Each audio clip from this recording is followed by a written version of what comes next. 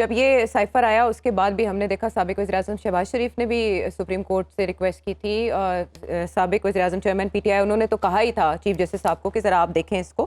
اب جب کل ایک کیس میں ان کی رہائی ہوئی لیکن وہ پھر بھی چل کے تو چلیں لیٹ نہیں جمع کروا سکے، آج وہ رہا ہو سکتے تھے لیکن دوسرے کیس میں گرفتار، اس پہ سپریم کورٹ کی ہمیں مداخلت نظر نہیں آئی. نہ سائفر کے معاملے پہ سپریم کورٹ آگے آئی کیونکہ یہ سازش تھی یا مداخلت، اس کا اچھا تعین وہاں سے ہو سکتا تھا. ایسا کیوں ہے کہ سبھی اس معاملے میں ہیلپ لیس دکھائی دے رہے ہیں؟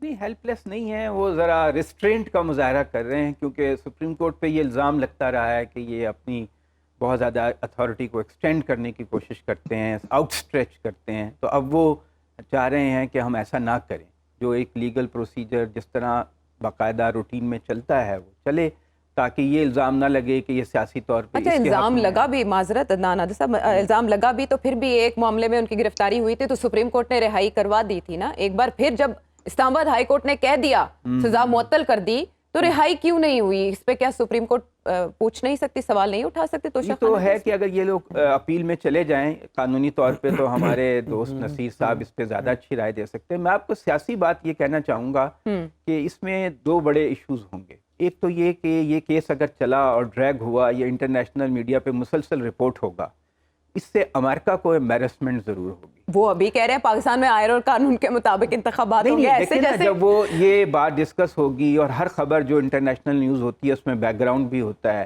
یہ کہا جائے گا کہ ان کے سفارتکار نے یہ بات کہی، یہ سفارتکار نے یہ کہا تھا، تو پھر یہ امریکہ کے لیے کوئی اچھا امیج نہیں بنتا. ہلری کلنٹن صاحبہ خود اعتراف کر چکی ہیں کہ ہم حکومتیں بناتے ہیں، پھر ان حکومتوں کو بھیجنے کے لیے پیرلل گورنمنٹ کا سیٹ اپ ایک تشکیل دیتا ہے. It's not new thing. وہ میرا خیال ہے پرائیڈ فیل کرتے ہیں. دوسری بات یہ ہے کہ کیا آپ ٹوٹ سکیں گے؟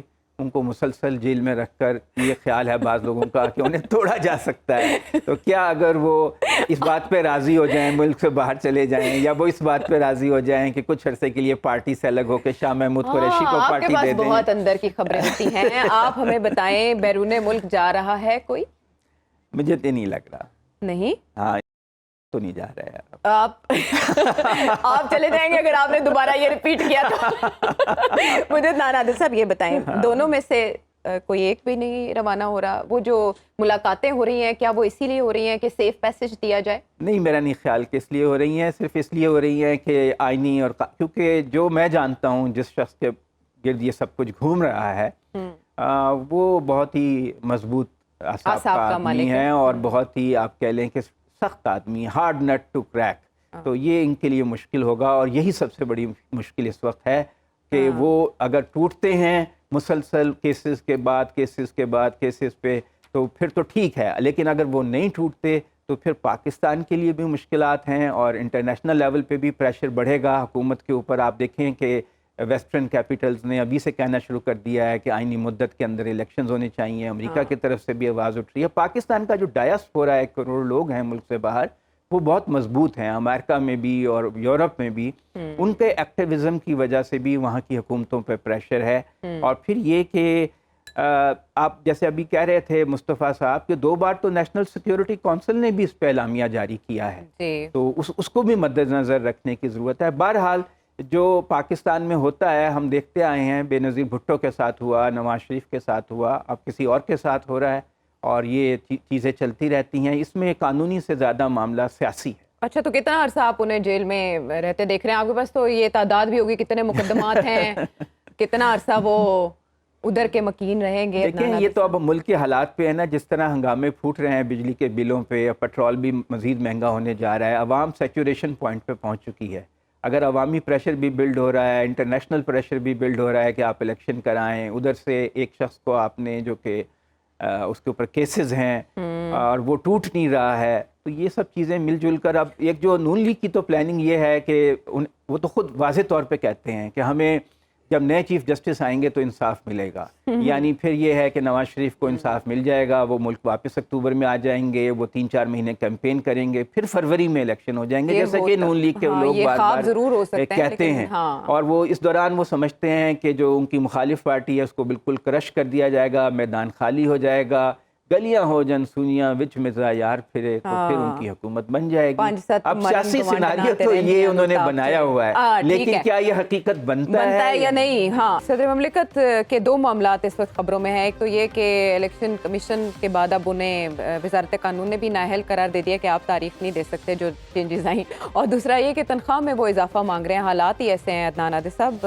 کیا پاسبلٹیز ہیں؟ دیکھیں, ایک قانون ہے کہ صدر مملکت سب سے بڑا آئینی عہدہ ہے پاکستان کا, پبلک آفس ہولڈر ہیں, ان کی تنخواہ کسی بھی دوسرے پبلک آفس ہولڈر سے زیادہ ہوگی, چاہے 1 روپے زیادہ ہو. اچھا, اب اس وقت عملی صورتحال یہ ہے کہ چیف جسٹس کی تنخواہ ان سے 3-4 لاکھ روپے زیادہ ہے.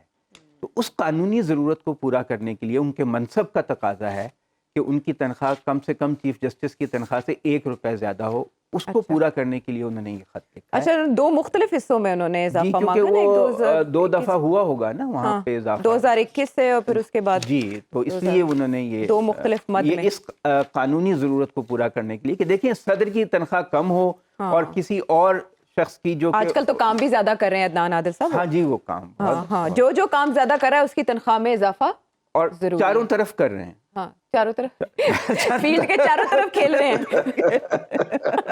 لیکن اپنی ٹیم کے لیے کھیل رہے ہیں نا, دوسرے مخالف کی طرف سے تو نہیں گول کر رہے. پاکستان کے انٹرسٹ میں کر رہے ہیں, اور وہ مطلب قومی مفاد, وسیع تر قومی مفاد. اچھا, چلیں اب وہ دوسرے معاملے کی طرف بھی آئیں. آپ نے کہا تاریخ لینا اتنا مشکل کیوں ہے, اب تاریخ کون دے گا عدنان عادل صاحب؟ دیکھیں جی, تاریخ تو سپریم کورٹ ہی اب دے گی, اور اس کے عمل اس میں اب جھگڑا پڑ گیا ہے. ویسے آئین تو واضح ہے کہ 90 روز میں الیکشن ہو, لیکن موشگافیاں نکالنے کے لیے قانون دان بہت سے چیزیں ادھر کی ادھر کر دیتے ہیں. اب سپریم کورٹ یا تو آئین کے اسٹرکٹلی مطابق فیصلہ کرے گی یا نظریہ ضرورت کے تحت کرے گی. اب یہ سپریم کورٹ, اور اس پہ امپلیمنٹ انتظامیہ کرے گی, نگران حکومت کرے گی. میرا خیال ہے ایک حد سے زیادہ آپ وائلیٹ نہیں کر سکتے. سپریم کورٹ کے صبر کا امتحان آپ اتنا نہیں لے سکتے کہ بار بار اس کی توہین کریں. لیکن 16 کے بعد معاملات چینج ہوں گے یا سپریم کورٹ اپنے فیصلے پہ قائم رہے گی؟ دیکھیں, قاضی فائز عیسیٰ از مین آف ہز اون. میرا خیال ہے کہ وہ اپنے آپ کو اسرٹ کریں گے, اور اپنی اتھارٹی کو اسرٹ کرنے کا وہ پہلے بھی مظاہرہ کر چکے ہیں. جبکہ دوسرے چیف جسٹس ہوتے تھے تو وہ ان کو بھی لیٹر لکھ کر اپنی اتھارٹی کا اظہار کرتے رہتے تھے. اب بھی وہ آئیں گے تو وہ ضرور ایسے فیصلے کریں گے جو آئین اور قانون کے بالکل مطابق ہوں. ہمیں تو ان سے یہی امید ہے. خوش امیدی ہے آپ کی عدنان عادل صاحب.